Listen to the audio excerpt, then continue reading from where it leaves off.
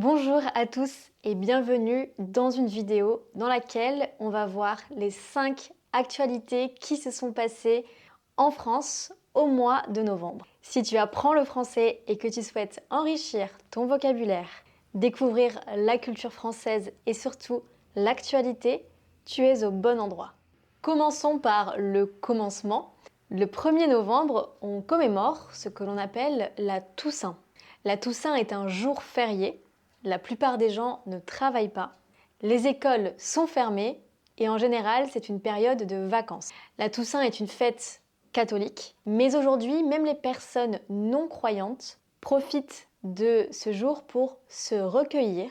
La plupart du temps, on va au cimetière et on se recueille sur les tombes de nos proches. En général, on va fleurir les tombes, on apporte des fleurs. Les fleurs les plus populaires pour la Toussaint, ce sont les chrysanthèmes. Chrysanthèmes, des fleurs qu'on voit beaucoup en automne. On les dépose sur les tombes pour avoir une pensée, dire « je pense à toi, je suis là » et se souvenir de nos proches. D'ailleurs, se recueillir, ça sera notre mot du jour. Je trouve ce verbe très beau. Il vient du latin recolligere. Pardon, je n'ai jamais fait de latin, je ne sais pas le prononcer. Colligere, ça veut dire rassembler, mettre ensemble. On reconnaît aussi cueillir, comme quand on cueille un bouquet de fleurs, cueillir des fleurs. Donc se recueillir, c'est une façon de mettre ses pensées ensemble à l'intérieur de nous pour se souvenir. Ce mot a aujourd'hui un sens spirituel, même parfois religieux. Je me recueille au cimetière. Ce mot peut être un petit défi de prononciation. Cueillir, recueillir, se recueillir. Je te laisse t'entraîner devant ton miroir. On passe à l'information suivante. Je vais beaucoup parler de commémoration dans cette vidéo, mais c'est vrai que le mois de novembre, c'est un mois de commémoration et de recueillement, justement, le recueillement. Le 11 novembre, c'était un jour férié, on a commémoré l'armistice. On commémore donc la fin de la Première Guerre mondiale. On appelle ça l'armistice du 11 novembre 1918. Tu l'as bien compris, le but, ce n'est pas de faire la fête. L'idée, c'est de se souvenir. Dans beaucoup de villes et de villages, il y a des cérémonies, souvent en présence du maire ou de la mère. On lit des textes, on fait 1 minute de silence et on dépose une gerbe de fleurs devant le monument aux morts, le monument sur lequel est inscrit tous les prénoms des soldats qui ont donné leur vie pour défendre la France. Désolée, l'actualité suivante n'est pas non plus très réjouissante, mais c'est vraiment important pour moi d'en parler. Le 13 novembre 2025, on a commémoré les 10 ans des attentats de Paris. Tu te souviens, le 13 novembre 2015, le monde entier parlait des attentats de Paris. Nous avons vécu une série d'attentats très violents qui ont fait plus de 130 victimes. Il y a eu des attaques dans des restaurants, au Stade de France ou encore, la plus célèbre, au Bataclan, cette salle de spectacle parisienne. Depuis, de l'eau a coulé sous les ponts. Tu comprends, c'est une expression pour dire que le temps est passé, mais le souvenir reste quand même très vif et beaucoup de personnes sont encore traumatisées par ces événements. Donc c'était vraiment important de se réunir pour se recueillir, se souvenir, faire des hommages aux victimes, des minutes de silence aussi. Il faut vraiment comprendre que ces attentats, c'est un peu notre 11 septembre à nous. Il y avait un avant et il y a un après. La France n'est plus la même depuis ces attaques. Ça nous a tous profondément marqués. J'espère que je n'ai pas trop plombé l'ambiance et que vous n'avez pas trop le moral dans les chaussettes à m'écouter parler. Mais voilà, c'est quand même vraiment essentiel de parler de tout ça. Encore 2 actualités et ensuite je te donne l'actualité de Nelly, la mienne, qui est un peu plus réjouissante. Ok ? Alors, la 4e actualité n'est pas une commémoration, mais un sujet très polémique. Je ne sais pas si tu connais la marque de fast fashion Shein. Je ne sais pas comment prononcer cette marque chinoise. En France, on dit Shein. C'est une marque donc de fast fashion.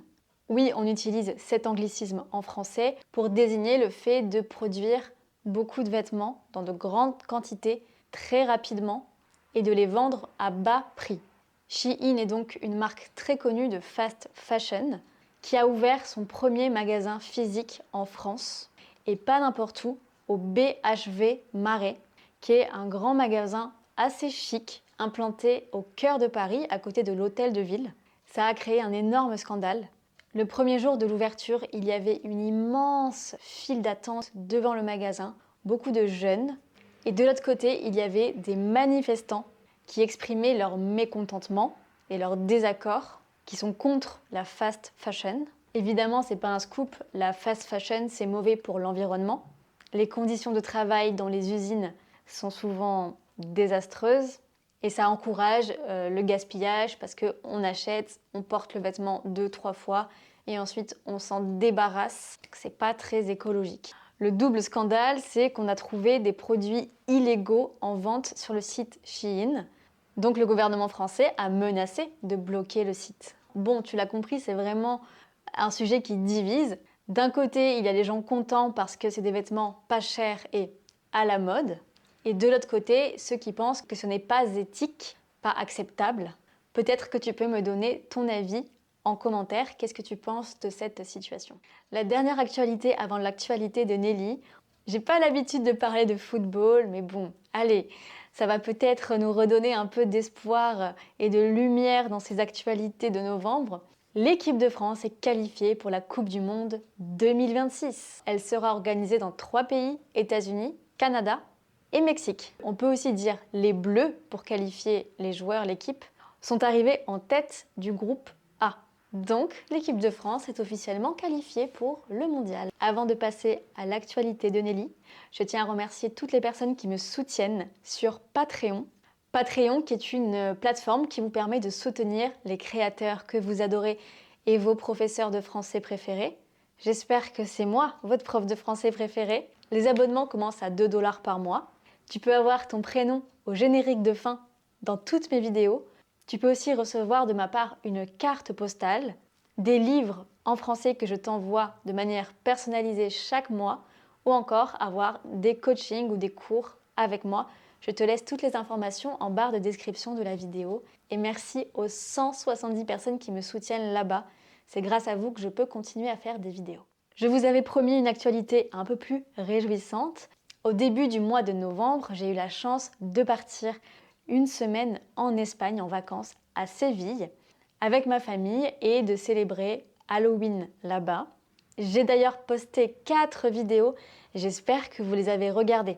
Tu dois les regarder parce que ce sont des vidéos vraiment très spontanées qui permettent d'entendre un français naturel. Je parle avec Manon, que vous connaissez, avec Clément aussi, mon frère. Le premier avantage, c'est que tu peux me découvrir dans un contexte un peu plus naturel et moins formel. Et le deuxième avantage, c'est que vraiment, tu nous entends parler sans filtre, sans les mots des profs de français, comme je fais là. Vraiment un langage naturel. Donc c'est idéal pour progresser. J'ai mis les sous-titres comme ça, vraiment tu peux tout comprendre et acquérir beaucoup de nouveaux vocabulaires. En plus, j'étais tellement contente parce que j'ai rencontré Vincent, qui est professeur de français aussi. Je pense que vous connaissez tous Vincent. Allez voir sa chaîne YouTube qui est géniale. Je te la mets dans la barre de description aussi. Merci beaucoup d'avoir regardé cette vidéo jusqu'au bout. N'oublie pas de laisser le mot du jour en commentaire. Essaye de faire une phrase avec pour progresser en français. Je vous laisse avec la liste de mes Patreons et je vous dis à bientôt dans une prochaine vidéo. Prenez bien soin de vous. Salut!